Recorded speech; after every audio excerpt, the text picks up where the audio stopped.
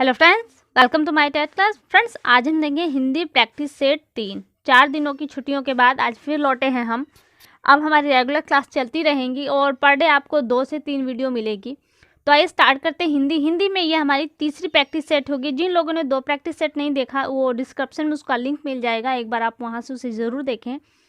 तो आइए स्टार्ट करते हैं अपने प्रश्नों को। यहाँ पे हमने 20 महत्वपूर्ण प्रश्नों को लिया है। यहाँ पे पहला प्रश्न देखिए, यदि किसी व्यक्ति को उच्चतम न्यायालय में कोई जनहित याचिका लगानी हो तो याचिका किस भाषा में लिखी जाएगी। आप लोग जानते हैं कि हिंदी को अक्सर हम ये मान लेते हैं कि वो हमारी राष्ट्रभाषा है, लेकिन हिंदी अभी तक हमारी राष्ट्रभाषा नहीं बनी है, बल्कि हिंदी हमारी राजभाषा है। और यही कारण है कि जो न्यायालयों में भाषाओं की बात आती है तो वहाँ पे अभी भी अंग्रेजी भाषा का प्रयोग किया जाता है। तो यहाँ आप ऑप्शन 3 देख सकते हैं कि केवल अंग्रेजी भाषा में। और आपकी जो 22 भाषाएं संविधान में स्वीकृत है, इसमें भी नहीं दे सकते, और न याचिकाकर्ता अपनी मातृभाषा में उसे दे सकता है, वरन उसको मात्र इंग्लिश में ही देना होगा। इसलिए ऑप्शन 3 आपका सही है। और राजभाषा संबंधी जो अनुच्छेद है 343 से 351, 343 से 351 तक के मध्य में इस राजभाषा का वर्णन किया गया है। अगला प्रश्न देखिए। अगला प्रश्न है कि निम्नलिखित में कौन सी प्रेमचंद की एक रचना है। आपको प्रेमचंद जी की रचना बताना है। पंच परमेश्वर उसने कहा था, ताई या खड़ी बोली। तो प्रेमचंद की जो रचना है वो है पंच परमेश्वर। ऑप्शन 1 आपका यहाँ पे सही है। अगला प्रश्न देखिए, खुले आम शब्द का सार्थक प्रयोग क्या होगा। यानी कि जो खुले आम शब्द है इसको हम वाक्य प्रयोग में डालें तो यहाँ पे कौन सा सही है, आपको ये सेलेक्ट करना है। खुले आम नगाड़े बज रहे थे, ये सही लग रहा है पढ़ने में। खुले आम बरसात हो रही थी, तो ये पढ़ने में आपको गलत लगेगा, इसलिए गलत काट दीजिए। खुले आम बुराइयां हो रही थी, तो देखिए बुराइयां जो खुले आम नहीं होती वो दबी दबी होती हैं, इसलिए ये पॉइंट भी गलत है। खुले आम नाग बज रहे थे, ये तो पढ़ने से लग रहा है कि एकदम गलत सेंटेंस है। तो बचा कि आपका पहला, यानी कि खुले आम नगाड़े बज रहे थे। ऑप्शन 1 आपका यहाँ पे सही है। चौथा प्रश्न देखिए। चौथा प्रश्न है कि दबाव का प्रयोग कहाँ पर होगा। यानी कि जो ये फिल इन द ब्लैंक्स दी, इनमें आपको दबाव शब्द भरना है और कौन सा वाक्य सही होगा। जैसे ऊपर का आपने देखा था सेम टू वही है, तो कौन सा सही होगा आपको ये बताना है। तो जो खाली स्थान है ना, इस पे आप दबाव शब्द को भरते चलिए, स्वतः ही आपको वो आंसर मिल जाएगा। चढ़ता दबाव गिरता गया, लाइन सही लग रही है नहीं, इसलिए इसको काट दीजिए। दूसरा देखिए, हवा का दबाव कम हो गया, ये सेंटेंस सही लग रहा है, इसलिए इसको सही मार के आगे चलते हैं। 4 ऑप्शन पढ़िएगा तभी आंसर क्लिक कीजिएगा। भीड़ भाड़ दबाव से था, ये तो एकदम ही गलत लग रहा, सेंटेंस ही नहीं बन रहा। सभी चुपचाप दबाव से थे, ये भी नहीं लग रहा। तो यहाँ पे बचा कि आपका दूसरा, यानी कि हवा का दबाव कम हो गया। ऑप्शन 2 आपका यहाँ पे सही है। अगला प्रश्न देखिए, अनहद शब्द में है, आपको बताने के अनहद शब्द में क्या है। तो एक देख रहे हैं कि उपसर्ग और प्रत्यय दोनों चीज दिया है, या तो यहाँ पे उपसर्ग होगा या तो आपका प्रत्यय होगा। तो उपसर्ग लगा है, उपसर्ग पहले लगता है और प्रत्यय बाद में।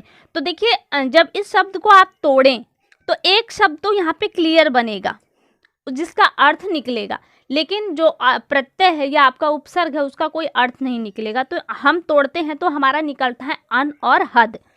अन और हद, तो अनहद में हद तो एक सीमा को निर्धारण दिखा रहा है कि कोई हद होती है, यानी कि सीमा होती है, लेकिन अन क्या दिखा रहा है, आपको कोई अर्थ नहीं दिखा रहा। तो अन यहाँ पे कहाँ हो गया आपका उपसर्ग, पहले लगा है इसलिए वो उपसर्ग, यानी कि ऑप्शन 3 आपका देखिए यहाँ पे सही हुआ कि अन क्या है, आपका उपसर्ग है। अगला प्रश्न देखिए, अपनी खुद की ओर वाक्य में रेखांकित सर्वनाम है, यानी कि एक सर्वनाम दिया गया है, कौन सा, अपनी खुद की ओर। तो यहाँ जो खुद शब्द है वो किस प्रकार का सर्वनाम है, आपको ये बताना है। निजवाचक, अनिश्चयवाचक, पुरुषवाचक, संबंधवाचक। तो खुद शब्द हम स्वयं के लिए ही प्रयोग करते हैं। मैंने खुद खाया, मैंने खुद पिया, मैंने खुद ये काम किया। तो खुद किसको दिखा रहा है, स्वयं को दिखा रहा है, इसलिए यहाँ पे इसका ऑप्शन 1 सही होगा कि निजवाचक सर्वनाम यहाँ पर है ये। अगला प्रश्न देखिए। अगला क्वेश्चन है कि तुलसीदास किस काल के कवि हैं। तो तुलसीदास भक्ति काल के कवि हैं। इनकी एक रचना है रामचरितमानस, जो पूरी तरह से भक्ति से ओतप्रोत है। अगला प्रश्न देखिए।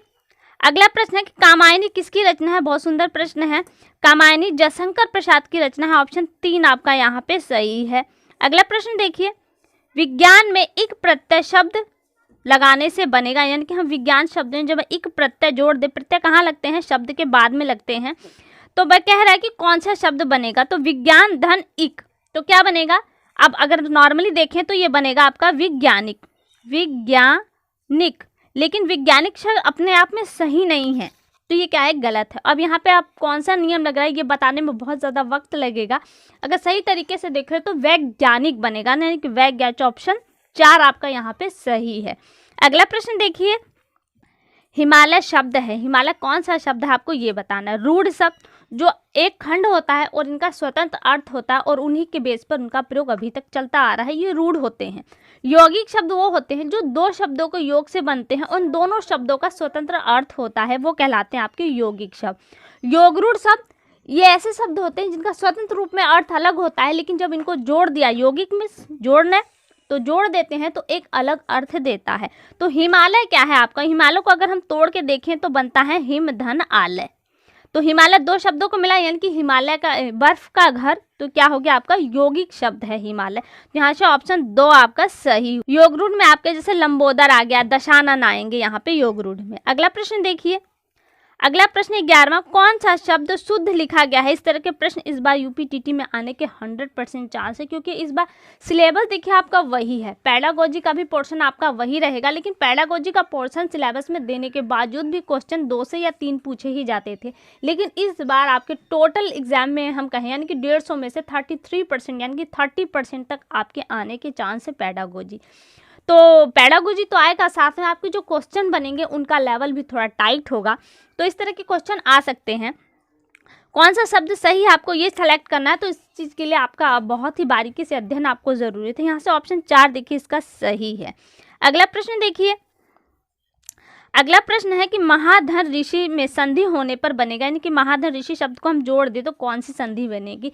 तो आदगुण से अ आ के बाद ई यू री आवे तो और यहाँ पे आपका री आया है तो री का अर हो जाता है, री का अर हो जाता है। तो अर कहाँ, महा और अर शी, तो क्या हो जाएगा महर्षि, और ये रॉ कहाँ चला जाएगा, उड़ंतवा रॉ के तरी चला जाएगा, तो आपका हो जाएगा महर्षि। यहाँ पे ऑप्शन 3 आपका यहाँ पे सही हो जाएगा।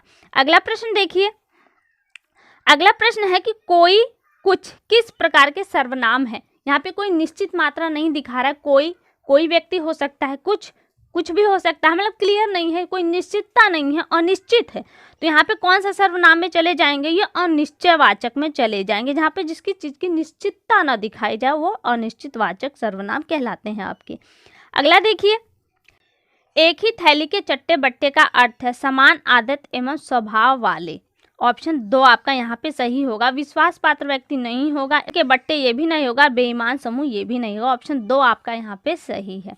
अगला प्रश्न देखिए, अगला प्रश्न यहाँ पे हमने रस से लिया है। देखिए यहाँ पे दिया है, प्रश्न है राम को रूप निहारत जाने की कंकन के नग की परछाई, जाते सबे शुद्धि भूल रही कर टेक रही पर टारत नहीं। इसी तरह के प्रश्न आपके एग्जाम में पूछे जाएंगे। कह रहा है कि इसमें कौन सा रस है आपको ये बताना है। तो एक बार इसके अर्थ को समझ लेते हैं।